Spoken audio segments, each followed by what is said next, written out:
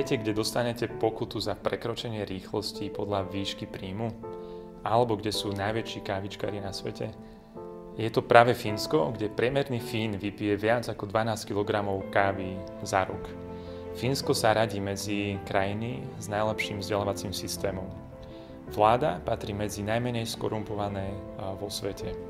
A ak pôjdete do prírody, nájdete tu viac ako 188 000 jazier. Fínsko je krajina, ktorá prijala kresťanstvo ako jedna z posledných v Európe, a to v 12. storočí. Je preto aj nesmierne dôležité sa modliť za tieto úmysly.